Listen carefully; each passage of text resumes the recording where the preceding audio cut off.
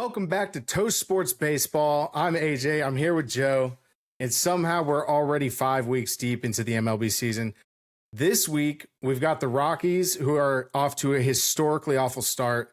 Eugenio Suarez hit 4 bombs in a game and still lost. Plus, Brandon Nimmo starting to wake up at the plate with a 9 RBI explosion. We're going to break down some big lineup changes in Houston, some bullpen trouble in New York, and 2 free agent signings that are already paying off big. Oh, and someone with some serious credentials just said Shohei Ohtani should probably never pitch again, and we absolutely need to talk about that. First, let's talk about those Colorado Rockies. Off to a 4-24 start, one of the worst 28-game starts in MLB history. Joe, what is the outlook for these guys this year? Are they going to challenge that 121 loss mark from the White Sox last year? Yeah, I think they have a lot of competitiveness in them and saw what the White Sox did last year and said, hold my beer. We are coming for that worst record in baseball, and I think they can do it. Yeah, man, it's historically bad, like I mentioned leading in. They're comparable teams. 88 Baltimore Orioles, the 1894 Washington Senators, and the 2003 Detroit Tigers are the only ones comparable to that 28-game start. It's atrocious. Some of the stats are obviously what you'd expect. The league's worst offense. They don't pitch very well either. And there's not a lot of hope if you kind of look at what's coming down the pipeline. I know they do have a couple of guys in their farm system that are somewhat star worthy potentially, but when you look at their track record, they've traded away stars like Nolan Arenado and Story over the years. They brought in Chris Bryant. That didn't work. I'm expecting not much from these guys in the near future. Yeah, I would assume complete rebuild. Usually even the bad Rockies teams can score at home, and they are struggling doing that this year as well. The pitching has always been an issue for the Rockies traditionally, and that trend continues as they are bottom half in almost every category. They just don't play good, and it doesn't help them that they play in the hardest division in baseball. Yeah, I know the owners started getting some heat on it too. How far will the team fall, and who, if anybody, will actually survive this rebuild? Yeah, I'm not sure. I'm not sure on that one. I mean, what assets do they even have to trade, really? I mean, I'm sure they were hoping Chris Bryant could give them some value. He's basically dead. And has been dead for a couple of years. So it's, I don't know. Where do you turn? You just try to hope that you can do something like the Astros and be in last place for 3-4 years, get a bunch of first-round picks, develop them, and then, spend some money, because they've shown they are willing to do that. And they just kind of had a little bad luck with the Chris Bryant signing. Yeah. The good news for them is they aren't the only team in their division that got swept last weekend. The Padres also did at home by the Tampa Bay Rays, who had to travel all the way across the country just to whoop up on them. Shane Baz, or Baz, I don't know how you say his name, but he's awesome, and he dominated them in that first game with a shutout, 1-0. And that was actually coming off of a game where the Padres have just been shut out 6-0 on the Wednesday previous. So tough look for the Padres right now. The offense has gone pretty cold. Should we be worried at all? I'd be worried a little bit. I think they came out overproducing, and it looks like it's finally catching up to them a little bit. They have a losing record when they're away. So if starting off the season 9-1 at home, that's probably not going to last. So, and once again, they are also at fault in playing in a very difficult division. To their credit, it was their first home series loss of the year. And I mean, when you kind of look at it, right? I mean, the Rays, they can beat teams. So it could just be that the Rays pitched really well, which they did. Obviously, if you could look back a little bit, the Padres were starting to struggle against the the Tigers a little bit as well. But I don't know. I think I want to wait a little bit longer to hit the panic button on these guys, mainly because they started so fast. They have some star power. I think the pitching will get even better for them over the course of this year. I know Cease has had his ups and downs to start. I think he'll get it together. I don't know, though, if they're built to win the whole thing. I think they might be a little too inconsistent. Yeah, I mean, besides Cease, I still think their starting rotation has a lot of question marks. They have a lot of guys overproducing at the moment. And, you know, I think Jackson Merrill missing in the lineup as well could be a factor to this losing streak that they have going on currently, because he's kind of the engine that goes, and then the stars around them are able to kind of feed off that energy. Yeah. Talk about overproducing. Eugenio Suarez. This has to be an overproducing type of situation, considering he was only the 19th player ever with 4 home runs in a game. He did it in 4 plate appearances. So it was pretty impressive. They did still lose the game, which he's actually one of only 3 players to ever hit 4 home runs and lose the game. I don't know if that's the stat you want to be synonymous with, but that's what it is. It was on April 22nd against the Braves. He's having a bounce back year though. 4 bombs and a loss. I mean, that's baseball for you, right? Yeah, and before the game, I believe he was hitting like 160. So, and then has a 4 home run game. The other interesting fact that there has actually been more perfect games, which I believe there's been 23 in MLB history, than there have been 4 home run games. So he joins technically a more elite group of individuals with 4 home runs. I still think a perfect game is more impressive, but definitely an interesting stat that only baseball can provide when it comes to that. You know, he had a hell of a game. If I'm him, I'm drinking some cold ones even after the loss, because the odds are you're probably never going to do it again. And it's a very, very rare feat to do in baseball. Yeah, and he actually sits atop that list of the 19 players. He's the second to ever do it in 4 at-bats. So tip your cap to him. What a game. Tough loss, though. Another guy that overperformed just yesterday, I believe, Brandon Nimmo. Breakout game. Started really slow. He's really been off to a slow start, which is not like him. He actually is a pretty consistent player overall. Yesterday had 2 home runs, 9 RBIs to tie a Mets franchise record. Came during that personal slump that I mentioned. Is this going to be the spark he needs? They need him back atop that lineup, I think. How do you see this carrying over to maybe the next couple series here for him? Yeah, I mean, the Mets just keep winning. They're finding ways to win. New guys step up to kind of give them a boost, especially with Juan Soto and Lindor still struggling. So, yeah, I mean, 9 RBIs, that's killer. I mean, that's more RBIs than Eugenio had with his 4 home runs. So, pretty cool game. Pretty cool stat. Yeah, I believe he did that in 3 innings, by the way. I don't even think he started the game. I think he came in and smacked 2 homers in a massive blowout win. I think it was 19-4 or something was the final score. It was absolutely ridiculous. Yeah, I don't know who made fun of his mother. He just came in like with slugfest, bats on fire, just putting it all over the place. But yeah, I mean, great guy to be a role player, be a platoon guy. Give some guys some breaks, and obviously he's more than capable. Yeah, he's a big guy too. I don't know if you've ever seen him at the plate. He's a big guy for a leadoff hitter, but he doesn't really hit for a ton of power. There's another guy in New York who's not having as much fun right now. We actually talked about him last week on the podcast, and we're theorizing that if he continued to struggle, he may be removed from the closer role. Well, sure enough, Devin Williams blew up again. Manager Aaron Boone pulled him from the closer role. He has a 11.25 ERA over 10 appearances. So, yikes.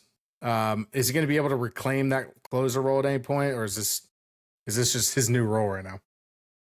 I think it sounded like a mutual agreement when Aaron Boone went and talked to him. He was obviously accepted the new role. There's really nothing you can do from a Yankee standpoint. You got to get him out of there, put someone else in. It is kind of crazy though, because Devin Williams has arguably been top 3 closer in baseball for the past 4 years, and he was on what, like we talked about last year, contract year. I mean, he probably would have gotten something close to Hader, if not more, with being 3 years later, however removed we are from that Hader contract. So 5 years, $90 million. And then you kind of look at his stats. He's like 55% strike percentage with fastballs. He's like basically in the mid 50s with a lot of his stats, which usually he's like 68%. So I think it's just something that, maybe it's the curse of the beard, He messed with tradition, and now the Yankee gods are getting him back right now. And I think that he'll be fine. I think he'll find his groove. He's just too good. He's been proven that he has been, one of the elite closers in baseball. So we'll see. I think it's better for the Yankees if he is the closer moving forward once he gets his stuff back. I know right now it sounds like they're going to have Luke Weaver take over, and Cruz and Hamilton are both going to mix in a little bit as well. Cruz' strikeout rate is nuts, but the dude just walks everybody. Fernando Cruz, that was a pickup from the Reds this offseason. But it's not all bad news. It's not all bad news in Yankee land. They still are doing well, and they've avoided a suspension. Jazz won his appeal. He was originally suspended 1 game for a post-ejection social media post. The suspension was dropped. The fine was upheld, which is what we said should have happened to begin with. Does this set the new standard for how the MLB will handle this going forward? Or you think this is just like a case-by-case basis when these guys go back to the locker room and start tweeting rubbish? I'm sure that knucklehead commissioner will find a way to get involved in anything possible, but hopefully moving forward, this will kind of be the result. If you want to fine him, but leave it up to the team to decide the fate. Yeah, I agree. I think now I do feel a little bit different about the Acuna situation. It wasn't during a game or after a post ejection or something like that. To me, the MLB should have no place in something like that. That should all be handled by the team. You can make the case it should be handled by the team regardless, but I think that's where you and I stand on it. Another guy coming back from injury for the Red Sox rather. Used to be a White Sox guy, just like our boy Liam Hendricks last week. Lucas Giolito is going to be starting on Wednesday. This is his first start since 2023, coming back from a UCL reconstruction. What are the expectations? Are we expecting a Liam Hendricks type outing?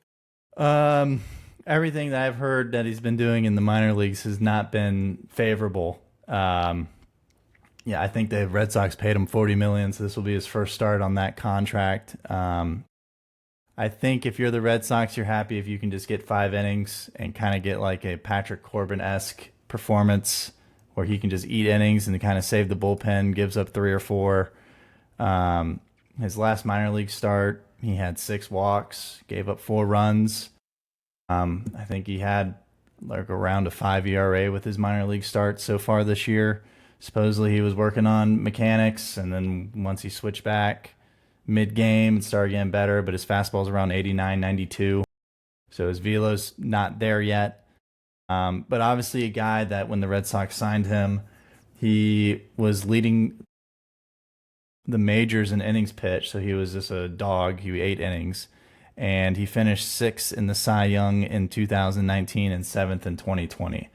So if you're hoping by maybe mid-year, obviously immediately, but more realistically mid-year, that he's kind of back to being a 4, possible 3 in your rotation, I think you're very happy if you're the Red Sox.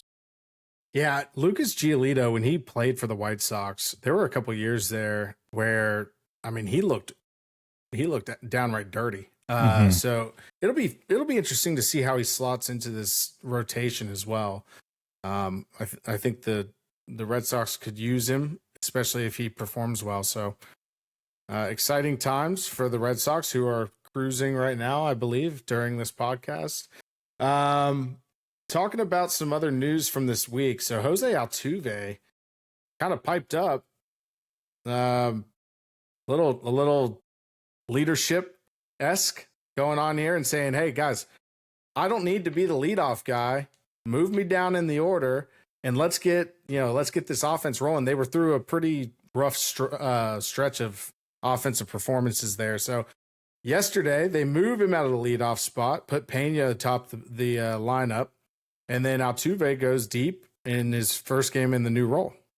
Pretty interesting. He said that he wanted to move down to second to give him more time to run in from left field. Which I guess if you're Jose Altuve, you can request that type of stuff. And it paid off. The little extra seat on the bench once he got back in, some water and some peanuts and seeds and maybe some bubble gum, and then he's ready to go hitting too. So I think it was kind of blown up more than it should have been. He also said in that interview that he will hit wherever the Astros need him to. If he could hit second to give him more time, that would be good. So I guess they're, to him, that run from second base compared to left field, he, got to hit second now. Yeah. For what it's worth, I mean, it did work. The Astros ended up winning 8-5. Altuve hit the go-ahead home run in the 6th inning. They've been underwhelming. I mean, you can't say anything other than that. Their offense has really been underwhelming. I know Jordan hasn't heated up yet either. You still got the catcher, Yanyer Diaz, who his name was just escaping me there, but he's also been pretty underwhelming to start the year. So I think things will start working well for these guys. I agree. Maybe the story was a little overblown, but it is fun when he says something, it happens, and it works out the next day. You gotta love it. Now we're gonna switch gears here. This story is disturbing, to say the least. Jarren Duran had a fan incident in Cleveland this last weekend. For anybody that doesn't know, Jarren Duran got a little vulnerable in a Netflix documentary, I believe, where he, basically came out and said that he had some suicidal attempts or thoughts back in the day, especially during his start with the Red Sox. It wasn't due to the Red Sox. It was just based on his performance wasn't up to par and he felt all this pressure. And it was a lot for him. Anyway, so he moved past that. And during this game with the Guardians, a fan told Duran to that he should have killed himself when he had the chance, is I believe what the actual quote was. So Duran had to be restrained from the field. It was not great. The fan was ejected. I think the question we need to ask here, what is the MLB's responsibility when it comes to protecting the players in these types of situations? How do we get better fan interaction? Because that was way out of line. Yeah, I mean, I kind of look at it two ways. Obviously, I don't agree with what the fan said or, insane comment to be heckling, and that's your go-to heckle. Yeah. On the same accord, it's like you'd like to see a little more restraint out of Duran. It's like, dude, like I get it. It's like that's a disturbing comment to hear, but I mean, back when the league was being integrated, I think a lot more worse things were said to those players than that. And I just feel like at every level you hear some crazy stuff while you're playing, and you're just supposed to, they're fans, they're in the stand, so let them be. But it looks like everyone has rallied, and I think they're trying to get this guy banned from all MLB, which to me seems a little crazy. But obviously, if this is how this guy behaves at the ballpark, it's probably not advantageous to have him there. But I kind of see both sides. Having said that, I don't agree with anything that he said. It's just, you just feel like you want more mental capacity there where it's like, oh, what did he say? Who cares? I'm about to go hit a double. You know, it's like that's the mentality I'd like to see from my players. And if it is upsetting him that much, it's like, A, he still has issues, which you probably should have someone go deal with that, or he is dealing with that. But I mean, it's just not, I don't think it's a good look on him either. Yeah, I think we got to also look at, though, fan interactions at the games have become, they've gone from one extreme to the next. I understand in the past and even current day, fans have some leniency to talk crap to the players. I like that. I like the banter. I like when fans, can tell players kind of whatever they want within the realm of some responsibility here, that you can't just say those types of things, especially when the people around this fan in particular were like, even Guardians fans were like, get this guy out of here. See, that type of guy, I think he has no business being at the ballpark ever again. He just doesn't. It's the same thing I feel like with the Mookie Betts thing against the Yankees last year, where it wasn't just that the fans grabbed the ball from him as he was getting it. It was that the guy's literally grabbing his arm, Mookie Betts' arm and hand, and opening the glove up. Like, these guys, there needs to be some sort of ramification for fans stepping completely out of line at games. I think Tommy Pham was just grabbed the other day when he was going up and grabbing a ball, and ended up getting, I think, suspended because he did a little bit extra from a hand motion in left field. But I don't know, man. I think there's a lot to be said on this subject. I think it's going to be an ongoing thing. People have gotten really, they've gotten kind of out of hand at these games, and I've seen it firsthand, unfortunately. Yeah, no, I hear you. I love looking at these old photos from like the 70s. The last one I just saw was like Dusty Baker. He's like throwing a ball in from left field, and there's literally a guy on the field with his shirt off running. And then there's another fan probably 5 feet away from him puking on the field. And Dusty Baker is stone cold, locked into the game, doing his job. So I'm not saying that these players should just like keep their head down, but at the same token, it's like they are on the field, and that's where everyone wants to be, even if you're a fan. And so, you've already won. You've already won.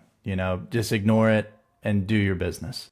Yeah, I don't mind him. I don't mind him chirping back. I definitely don't know if he should have been basically about to go all Ron Artest on us. Right. Here, but that's exactly what I was thinking. Like, what do you think that fan with Ron Artest said to him? I bet it was something very cruel. You know? And no one threw gave a water bottle at him.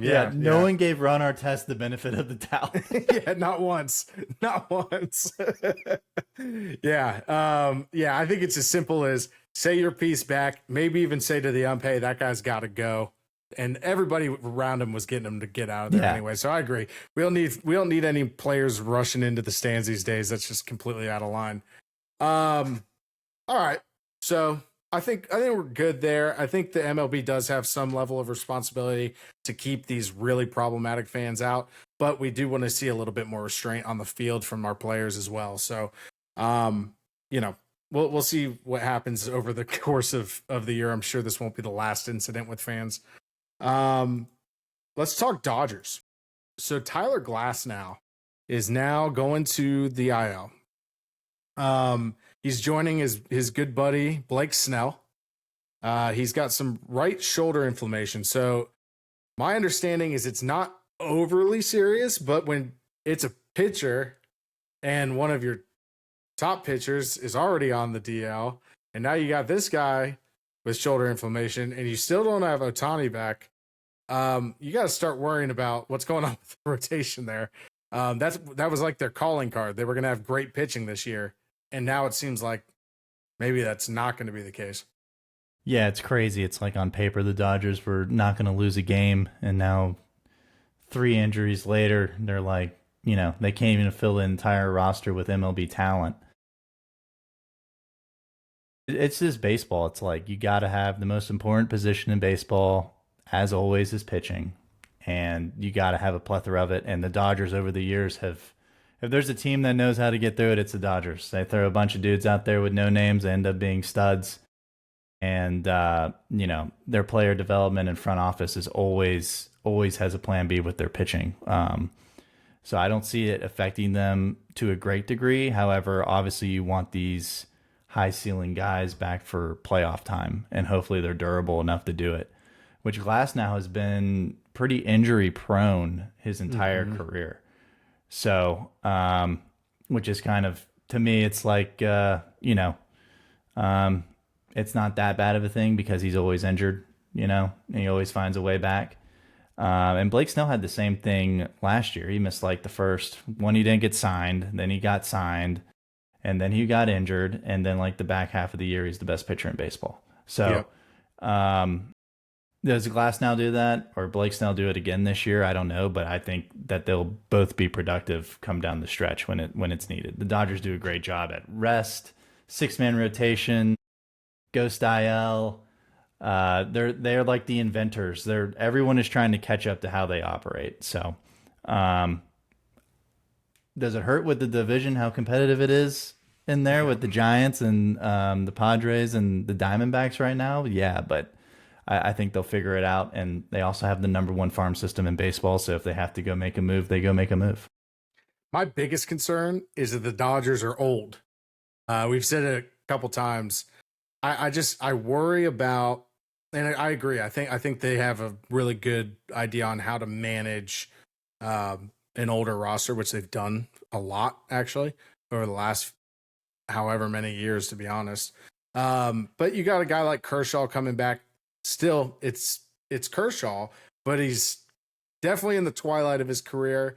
Glasnow was one of the younger pitchers on the staff, and he's still, I think, on the wrong side of 30. So I don't know, man. You start looking at the age of the pitching staff overall, the injury history, and the fact that lineup is not overly terrifying. I mean, they're good. Obviously, you got Mookie Betts and Ohtani and Freeman, but like, I worry about the Dodgers in that division being at the top of their game for the entire season, where they put themselves in a position to go win a World Series, especially with the competition that they're going to be facing. Yeah, I mean, the entire workload is going to be put on Yamamoto. Yeah. And so year 2, Yamamoto, entire workload, does injuries start creeping up on him because of that? Who knows? The Dodgers seem pretty stern on not allowing Roki Soki pitch more than 5 innings. Doesn't matter if he's at 70 pitches or 120 pitches. Once 5 innings is there, that's kind of like their baseline of like, we're starting you here, and then you're going to continue to develop with how young you are. And then maybe Ohtani might not even come back to pitching. Yeah, so we kind of teased that to start the segment off here, but Dr. Tom House, who is a renowned pitching coach, he worked as Nolan Ryan's pitching coach. That was kind of his calling card back in the mid-'80s. He made a comment the other day that we feel like some people may be overlooking, but not Toast Sports Baseball. We're going to talk about this one. So the comment was Ohtani this was quoted, Ohtani shouldn't pitch again.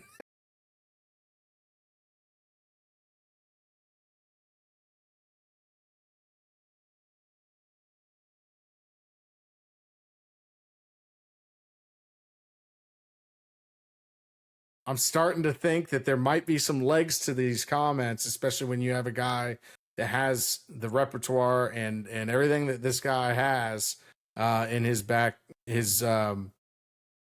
his resume. And he's worked with guys like Nolan Ryan, Tom Brady, Drew Brees. I don't know. Maybe there's something here. Yeah, I mean, Tom House, which his like calling card is he basically invented modern mechanics. And one of his things was strengthening your shoulder muscle. So what he would have pitchers do is throw the football on the field. And so when he became the pitching coach of Nolan Ryan, why it's such a big story back in the day is because Nolan Ryan was like 60 years old. Really, he was like 42. and he's still throwing 98 miles an hour. He's still the ace of the Texas Rangers, which at the time they were usually last place team. And he was able to they credit him to kind of continuing to extend Nolan Ryan's career based off his the doctor being of modern mechanics, and strengthening the shoulder and everything else. So when you see Ohtani, and he just had surgery on his labrum on his non-throwing shoulder, he's coming back from elbow injury on his throwing shoulder with Tommy John, and then he has the wear and tear of playing every day with hitting, and he's not just like hitting home runs, he's stealing 40 bags. Like, he's always utilizing his body. And right now, according to the Dodgers news, Ohtani's only topping out at 92 in his recovery.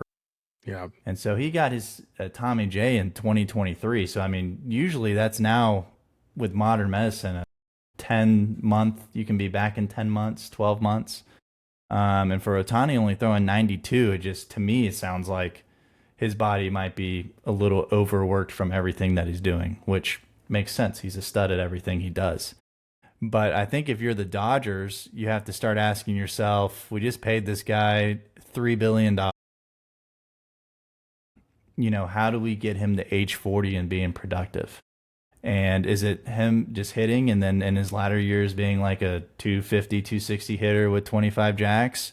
Or do we push the buttons and try to get every ounce of this contract out and have him start throwing again, and then maybe his career is done at age 35, 36? It's definitely interesting. I think Tom House, if he says something about pitching, you should definitely have your ears up and listen, because he does have a lot of credibility. And if you're the Dodgers, this is not welcome news. Yeah. Yeah, I start wondering to myself, what's better for Ohtani's legacy from this point on, right? We already know what he's done, and he's done the pitching and the hitting. He's done it at a high level on both ends. Last year, he had arguably one of the best seasons of all time at the plate because he couldn't pitch. Is it time for LA just to say, hey, we want you to just be a dominant player at the plate instead of trying to do both? Focus on this. This is where you're making the biggest impact on our team. I don't know. I don't know how much of the entire contract went into him being a pitcher as well, but I think that they should definitely be looking at it from a longevity standpoint, and he should be looking at it, hey, what's my legacy going to improve by pushing myself to pitch down the stretch, especially if it doesn't go well? Think about that, right? Yeah, I mean, if I'm Ohtani, I think the legacy only builds with the more championships he wins. Like, yes, Babe Ruth never gets discredited because he played with Lou Gehrig and all those guys and Murderer Row. It's like he gets credit because he hit bombs and won a bunch of World Series. So if I'm Ohtani, that's going to be my main objective: is how do I win more World Series? And if that means that I'm only pitching in the playoffs and I throw an inning here, inning there, so be it. But I think if I'm Ohtani and I'm the Dodgers, I'm having him strictly focusing on how do I keep you healthy and how do you keep it hitting in the middle of my lineup. Yep, for sure. Yeah, I think it's going to be something to watch over the next couple of months too, once Ohtani starts making his ramp up to come back in and start pitching. And then obviously the results after that are going to be fascinating to watch. So let's talk a little bit about the current standings throughout baseball right now. So we are 5 weeks in right now. When we're looking at the AL, in the AL East, the Yankees are top of the food chain there, a 1.5 game lead. The Tigers in the AL Central and the AL West is the Mariners with a 1 game lead. Tigers have a 2.5 game lead, by the way. I don't know that any of those necessarily surprise me. Maybe the Mariners a little bit more than the other two. I know you have a hot take on the Yankees it's outstanding right now, missing the playoffs, and they're kind of, spoiling your parade right now. But I will say, I think the Mariners are probably my most shocking right now from a leader standpoint, just because I thought that the Rangers were going to be a little bit better than maybe they are so far. they haven't disappointed necessarily, but I thought that they kind of would have taken that division and ran with it a little bit. Yeah, I mean, I think the Yanks are obviously good, but they're one injury away from being really bad. I think that the Tigers are probably, if I had to rebet, I would be betting on the Tigers. So I think they have a chance to run away with the division with how inept the Kansas City Royals offense is. And I don't know if that's ever going to get better this year. And I don't think they're going to make a splash to improve their offense. And I think the Tigers are in the opposite direction. They have incredible pitching. Their offense is middle of the pack, if not better.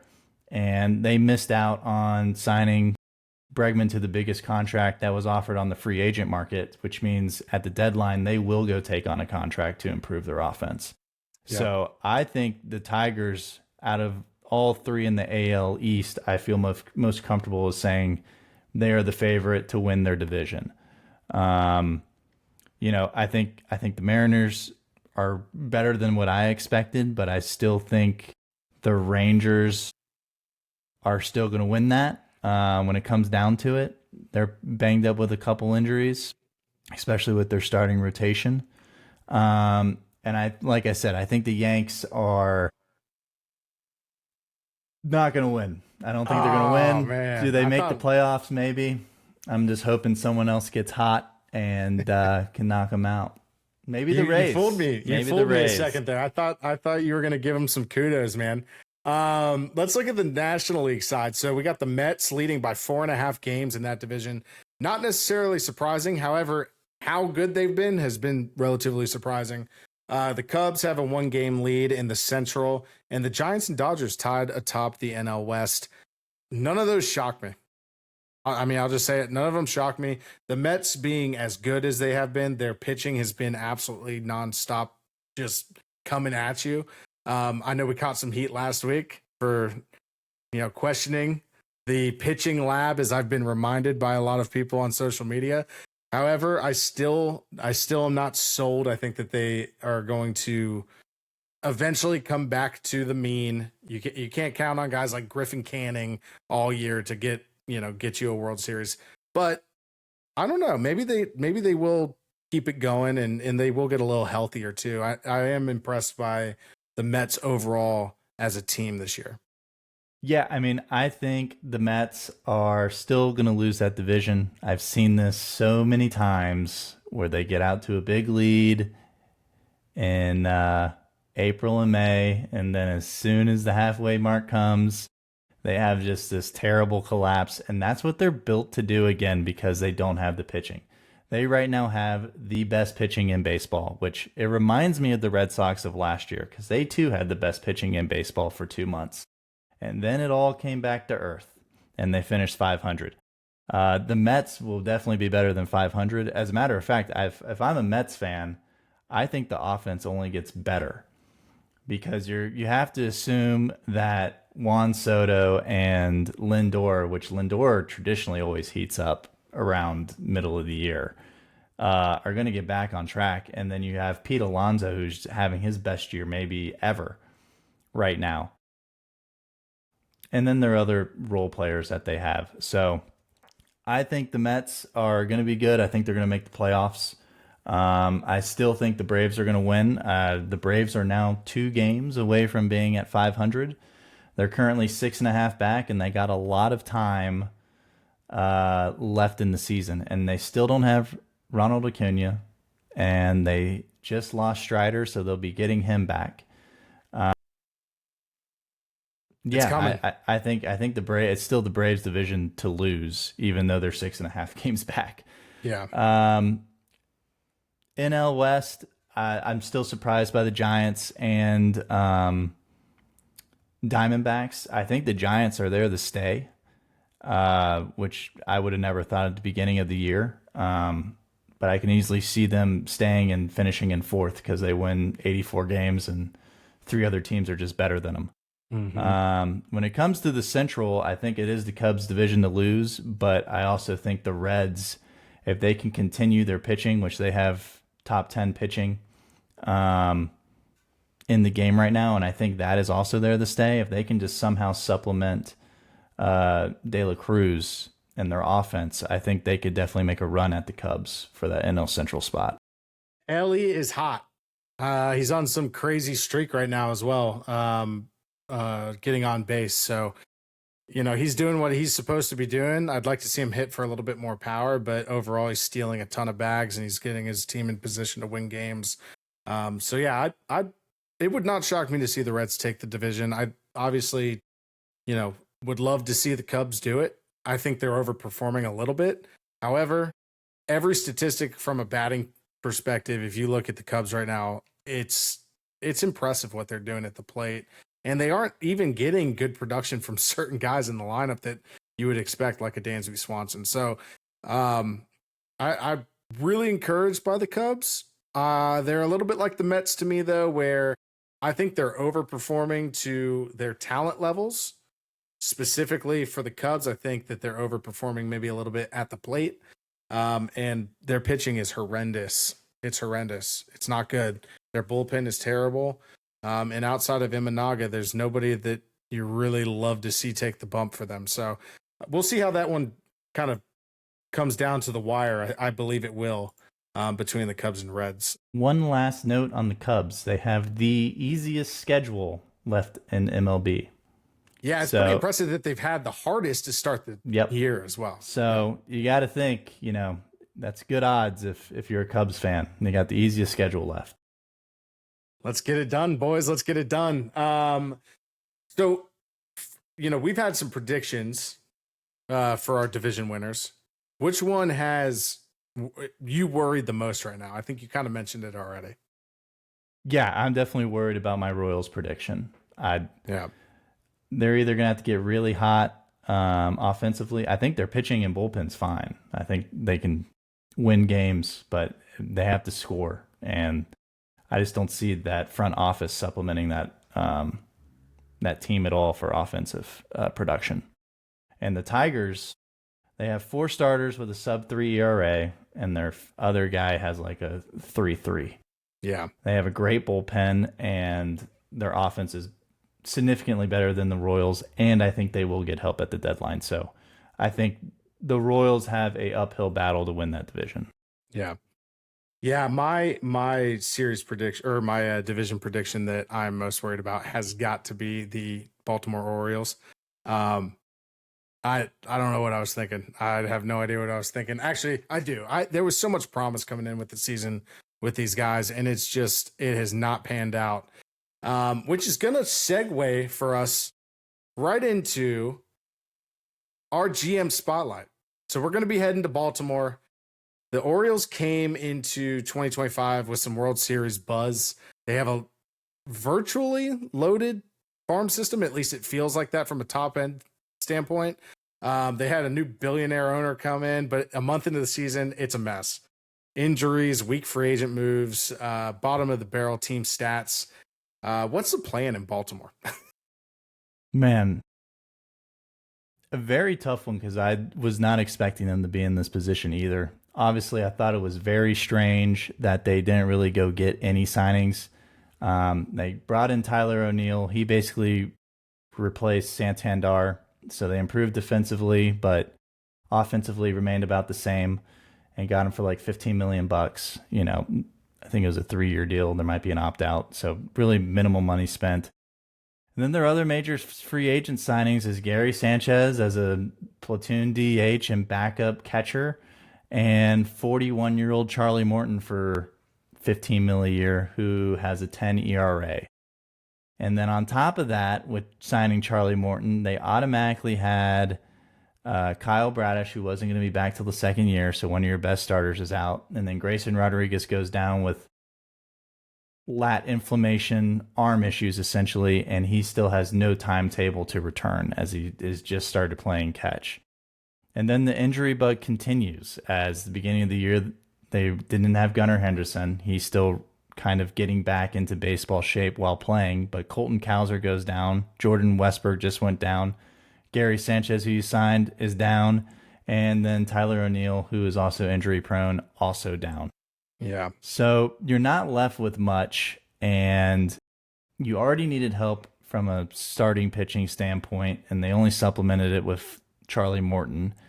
And that gives you the 30th ERA, the worst ERA in baseball, the second the worst whip in baseball, second the worst opponent batting average, which teams are hitting 291 against. And then they strike no one out. So they're always, there's no chance when they get a runner on base, they're not going to be able to get an out and then maybe get a double play. Teams are able to hit them around.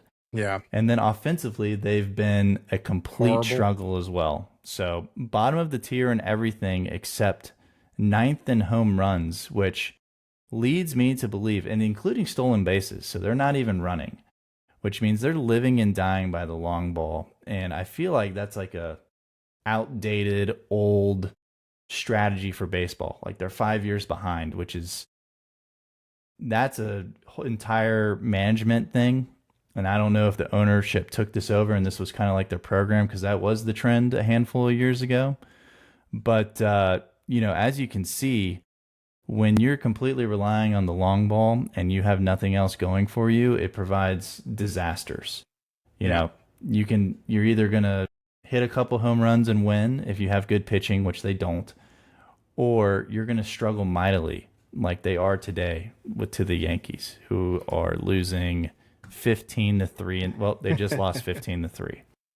And they brought up Kyle Gibson, who they signed to a minor league deal to pitch that game because they're that low in depth. We love Kyle Gibson, though. We love Kyle Gibson. He's a good dude. Actually, he used to pitch pretty well for the Cardinals back in the day, but I don't think he's going to save the franchise for Baltimore this year.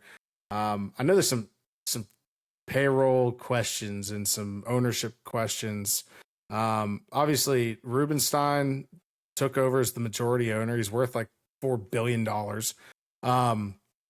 But he has them stuck near the bottom of the payroll rankings. I think they were 26th in Major League Baseball this last offseason. And they didn't really do anything this offseason that inspired you to say, wow, they're really investing in this team to make it a lot better. So I think there's a lot to be concerned about. And I don't know if it's time to hit the we have to panic button, but it's starting to heat up. It's starting to feel like where's the investment? Where's all the stuff that we're supposed to have as the Orioles, considering that we had one of the best young rosters in baseball, and instead of building around it, we just said, hey, Charlie Morton, come give us a 10 ERA on the season. Well, it's so weird because if you're the Orioles and they get this guy who's supposedly supposed to fund all this money back in to the team, why, if you have a free agent and they have to choose Baltimore, New York, or LA or Boston, Baltimore's going to be fourth on that list unless you drastically overpay. So how do you change that perspective? Well, you have your young guys, you lock them up like the Braves did, you lock them up like the Boston Red Sox are doing, and you have this core where you're like, hey, we're going to have a core for 7 years, and we're going to be dirty for 7 years. You need to come join this core. You could put us over the top.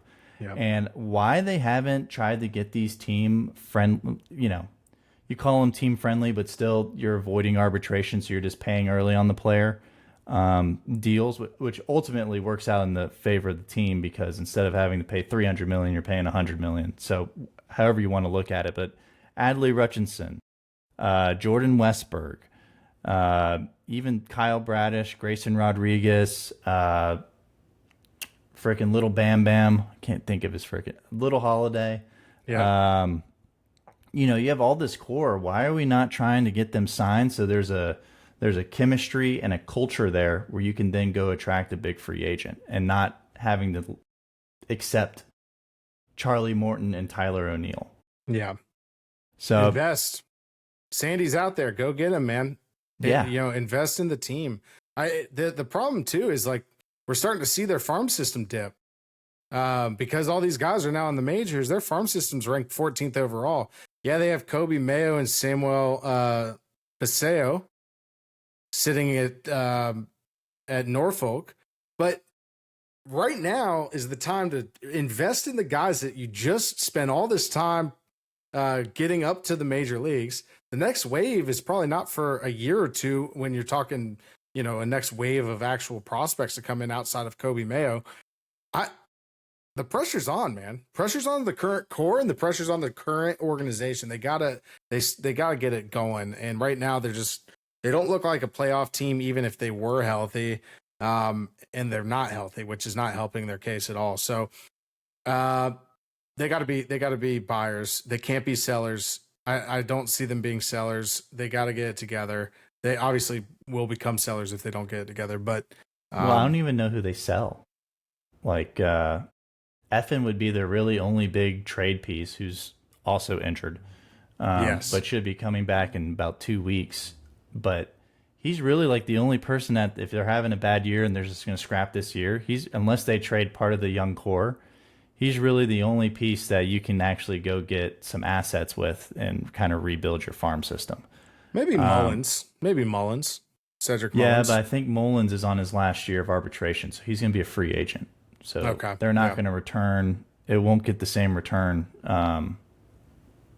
because there's no control over them. Yeah. So I don't know. If I'm them, I'm trying to do a little bit of both. Maybe I trade if they're not in playoff contention. You trade Effin, kind of get some middle piece. Maybe one top 100 prospect, couple other guys that have potential, refill it, and then you trade Mayer or Basayo or both to go get another piece to add to your core for next year. And then obviously if I'm them, I'm trying to re-sign some of the core and then in free agency go make a push for someone. So yeah. I think it's a little bit of both, a little buyer, a little seller. But they got to do something quick because your window, you always think the window's bigger than it is. The Boston Red Sox had the best team in baseball, won the most games in their franchise history in 2018, and that was it.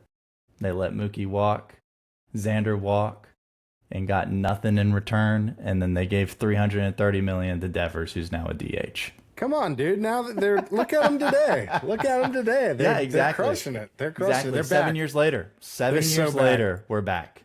Yeah. Speaking of being back, you came back from being in the bottom cellar of predictions, and we had a bounce back week from Mr. Joe here. We're gonna walk through our recap real fast of last week's series to watch. Phillies at Cubs was our first one. Ray versus Walker, Brown versus Luzardo, and Tyon versus Nola. It was a fun series. It actually looked like the Cubs were gonna actually kind of take it to the Phillies to start that series off. Some weird weather in the area as well, kind of hindered some of the balls flying out of the park, which you would think would have played more for the Cubs than the Phillies, but ended up Phillies took it 2-1, which you had predicted. I took the Cubs 2-1. Braves at Diamondbacks, you took 2-1 Braves. I took 2-1 D-backs. The Braves got it done. And we're looking forward to them continuing that trend, hopefully.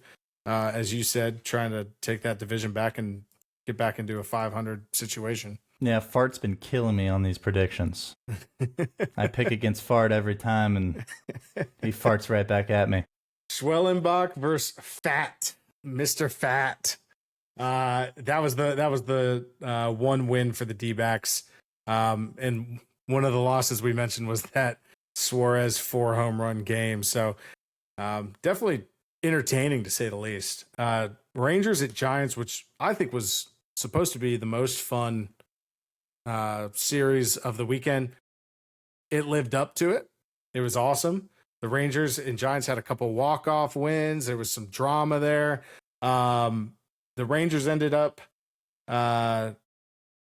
losing that division or that matchup 2-1. Which was my prediction for the Giants over the Rangers. So that's my one lone win of the week. And then we had the Red Sox against the Guardians. You had the Sox 2-1. I had the Guardians 2-1.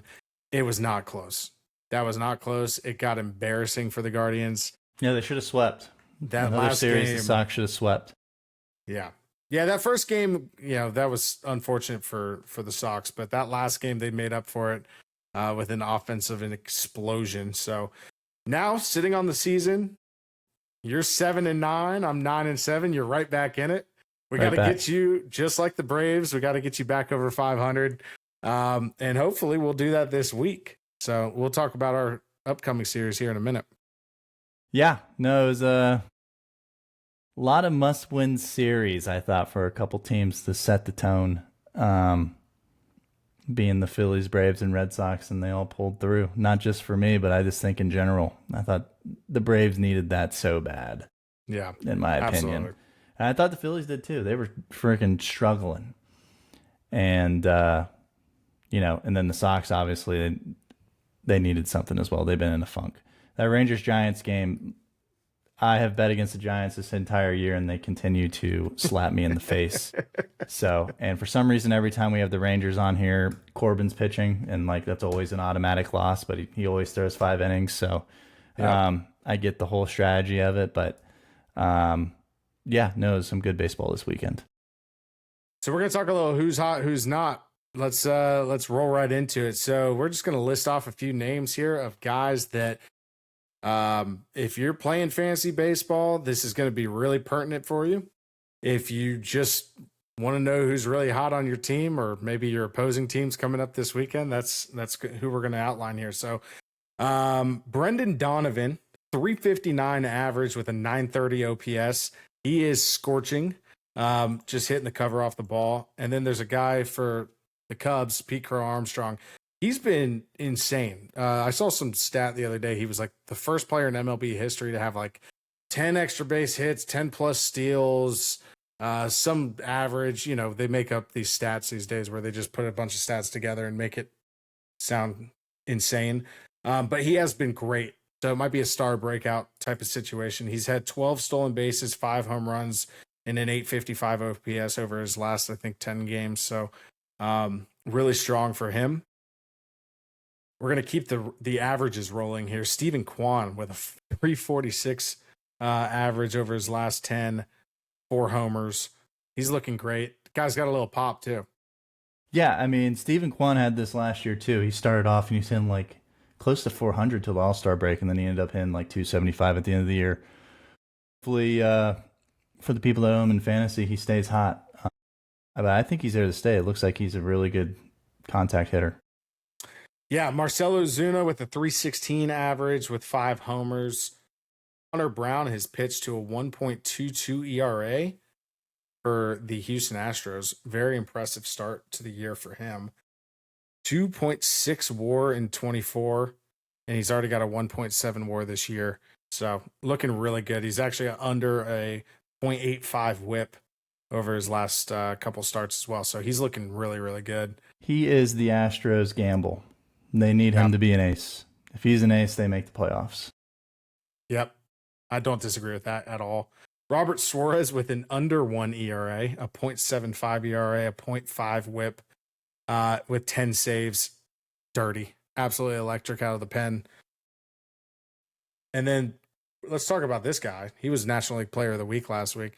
His last 7 games, Andy Pages has just hit the cover off the ball. 0.538 batting average. Yeah, I said that. 0.538. 3 homers and a 1,583 OPS. NL Player of the Week. This guy's been dirty. Absolutely just raking, and it's what the Dodgers need right now because they're struggling with the pitching. Let's get some offense rolling. He's definitely a spark plug. Classic Dodgers. Yeah. Finding a guy here and there that just keep them alive Pages. during rough stretches. Last name Pages. Okay. Stud. And then let's talk your boys, Roman Anthony and Marcelo Maris. So this is a little minor league action here. So they're on the hot list, though. They have to be. Yeah, who knows when they'll get called up, but Roman Anthony has 99th percentile in all of his Fangraphs and Baseball Savant page. He is basically master AAA, but there is no spot for him. And same with Marcelo Meyer. He is currently leading AAA with 34 RBIs. The next closest is about 21 RBIs, so also no spot for him. So we'll see what happens. And I'm lastly going to give a little love to Nick Pivetta. the mad scientist, the angry muffin. He has a 1.2 ERA and .77 WHIP for the Padres. If I had to guess for the remainder of the year, that ERA will be about a 4.5. So trade him while you got him. Yeah, that's definitely a sell high candidate. And if you guys are out there and you're thinking about bidding on him, just know that somebody's probably trying to get rid of him right now. So, you wanna go ahead and lead us off with a couple of guys that are not producing, big time not. Yeah, producing. who's not? We got Tanner Houck, part of the 30 start boys for the Boston Red Sox last year, also All-Star, possible number 2 to begin the year. He is terrible. 7.58 ERA, 1.69 WHIP, -1 WAR. He has not been good, and his stuff has not been good really since the All-Star break last year.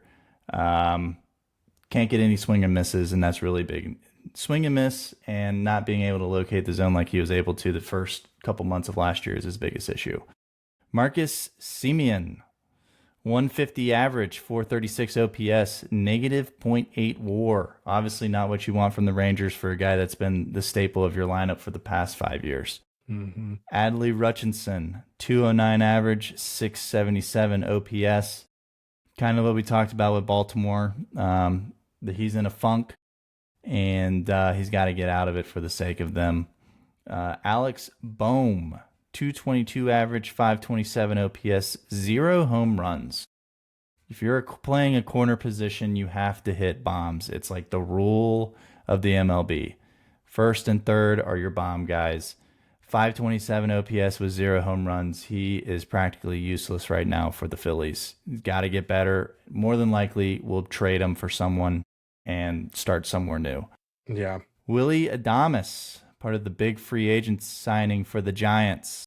And despite the Giants doing so well, he has been terrible. 202 average, 542 OPS, -0.7 WAR. Lewis Roberts Jr. on the fantasy team, also doing terrible. 152 average, 547 OPS, probably looking out. He did hit a home run today. Great for the fantasy team. Bad overall. Aaron Nola, probably a surprise. This one's surprising. Ace of the Phillies, 5.40 ERA with a 1.4 WHIP. You probably need to do a little more discovering on why that's happening. If it's my guess, he's going to bounce back. It's just taking him a little while to get control of the 25 season. And then last we have Karen Paris. 4 hits. Kyron Paris. But I'll be honest, he's acting like a Karen right now because he is horrible. For the entirety until he gets more hits, he will be known as Karen Paris. 4 hits in the last 41 at-bats and has 20 Ks. That's awful. Not great. Yeah, not great. 20 strikeouts and 41 at-bats. The only other guy that could pull that off is Rafael Devers. So... Devers is hot again. He's back. He is hot. I had to get a little jab in there though. So you don't want to talk about let the fans know about our fantasy matchup this week? Let's Next talk 2 about weeks. it a little bit. It's going okay for both of us. I think we both have had a decent start to the week so far. Are you coming off a loss? I am. We are both tied. We have had the exact same records for the first 2 weeks, now playing each other, trying to right the ship. One of us. Yeah, I don't know. I don't know if I'm feeling great about mine right now. I'm having some pitching struggles. A lot of injuries. I think we both are actually having a lot of injuries to start this year off. Part of it's on me, though, because I did draft guys knowing that there was going to be some injuries, like a Ranger Suarez, a Brandon Woodruff, a Lewis Heel. But I've had some go down recently, Cole Reagans, Kumar Rocker, and most recently, Logan Gilbert, which I'm not feeling great about that one, to be honest. Yeah, that's tough. I also have 8 guys on the injured list for only 6 slots. My last matchup, kudos to our first place team. He had a hell of a week because I didn't have that bad of a week offensively, but my pitching, which I think is my strong point, was horrendous. Yeah. So kind of just with the 2-week matchups, it's nice because it kind of averages out. Last 2 weeks were not good for pitching, never averaged out. So we're here to rebound against AJ, our host of Toast, and we'll see if the fantasy team can prevail the next 2 weeks. To give everybody an idea here, it is currently 8-5 in a categories matchup, and Joe has 8 of the categories, and I have 5. So right now, it's basically all pitching going to Joe, and most of the hitting categories going to me. So we'll see how it pans out on next week's episode. Yeah, we'll keep you guys in tuned. Lastly, we got our series to watch this weekend. Start us off with that first one. We got Seattle versus the Rangers. The Rangers stay hot in the series to watch. We got game 1, Woo versus Leiter. Game 2, Castillo versus Corbin. We already know the Rangers are losing that game. Mm-hmm. Which game 3 leaves Evans versus DeGrom. Author, who do you have? So my favorite game of that 3 series is going to be the Woo versus Leiter. You got 2 really good young pitchers on the mound. I really like Jack Leiter. I think he's going to be very special as a pitcher. He had a rough start last year. I'm going Rangers 2-1. I think they take the Leiter and DeGrom game. And as you've already witnessed, Corbin is not going to get it done. Yeah, I love the Rangers. I was hoping to pick them so they could go in first place by the end of the week, assuming that they take care of business midweek. However, once I saw Corbin, once again, he was staring me in the face, and I already counted that as a loss. And I got Woo on my fantasy team, and he's also playing AJ, so I assume he will win. By default, that means the Mariners will win 2 out of 3, and I'll give DeGrom the win on game 3. So the Mariners 2 out of 1, the quick switcheroo for me.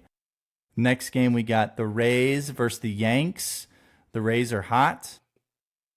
They are going into Yankee territory where the Yanks, I guess, went into their own territory, even though that's where the Rays played and swept them, I believe, last time. That was like a week and a half ago. Yep. Game 1, we got Pipoit versus Fried. We got game 2, Lytle versus Schmidt. And game 3, we got Bradley versus Warren. AJ, who do you have? This is not going to make you happy. I got the Yankees sweeping. I think Fried is just better than Pipoit. I don't even know how to say his name, but he is dirty. I do like him, and he's young. But Fried is just on a different level right now. Will Warren got beat up a little bit this last outing, but I think he gets it together against Taj Bradley. And give me Schmidt. At home, Yankees sweep the Rays. Yeah, I'm going to go Rays 2 of 1. Besides Fried, these Yankee starters are trash. The Yankees are trash. They are going to start the fall this weekend to the hot Rays, and the Rays win 2 of 1. I'm going with Bradley and Poo with the wins. Let's do it. All right, next we have the Diamondbacks versus the Phillies. We got game 1, Kelly versus Luzardo. Game 2, Fat versus Nola. In game 3, we got Eduardo Rodriguez versus Wheeler. AJ, who do we have? So this one was kind of tough for me. I don't feel great about either one of these teams coming in and beating the crap out of the other one. I'm going to go with the D-backs just because I don't know. Just because I kind of like Merrill Kelly to get it done versus Luzardo. Luzardo hasn't looked amazing. I think he's good, but he's not been amazing. We already talked about Nola's struggles so far, and Zach Wheeler, I think, picks up a game against Eduardo Rodriguez. So I got D-backs 2-1. Yeah, I can see that. I'm going to go with the Phils. I honestly like every starting pitcher better than who the D-backs are throwing, but the D-backs will probably win the fart game. against Nola just to continue slapping me. But I got the Phils 2-1. And then our last game, which also happens to be prime time this week and Sunday Night Baseball, we have the Los Angeles Dodgers versus the Atlanta Braves. We have Game 1, Yamamoto versus Holmes. Game 2, Saki versus Schwellenbach. And Game 3, to be determined since Glasnow is now injured, versus Elder. AJ, who do we have? So this one was a little tough for me as well. It's going to be at the Braves. I don't believe in Bryce Elder. He's not pitched particularly great this year. Schwellenbach still being a rookie against the Dodgers, relatively healthy lineup. I think they don't get it done there. I got Dodgers 2-1. I think Grant Holmes is actually going to be the winning pitcher against Yamamoto in Game 1 in a low-scoring affair. Yeah, I actually like the Game 3 for the Braves to win. I don't know. I can see the Dodgers doing a bullpen game, or they're going to bring up someone that is going to be really nasty or really bad. So I'm going to go with a high-scoring game, be a nice over for Game 3 on Sunday Night Baseball. Yeah. They know how to pick them. Yeah. And then really, I probably would go with Schwellenbach, I guess. Really a flip coin. I think it's going to be a really good series. I think the Dodgers swept the Braves in the beginning of the year, fully healthy. So another revenge tour back in Atlanta. I'm going to go Braves 2-1. Yeah, I think the Game 3 for me is a little bit more about Elder not being up to the task against the Dodgers versus to be determined losing it for the Dodgers. I can see that game being 9-7 at the end of the day, and I like the Dodgers bullpen a little bit more. But yeah, man, that's gonna be it for episode 6 of Toast Sports Baseball. Appreciate you guys tuning in. We'll be back next week with some more chaos, I'm sure, some more takes, some more hot takes, most likely, and some probably more Ohtani drama. Hopefully not. Hopefully we learn a little bit more about what's going on with that status. And hopefully we can see him back on the mound. But for now, stay toasty. We'll be back with our recaps next week.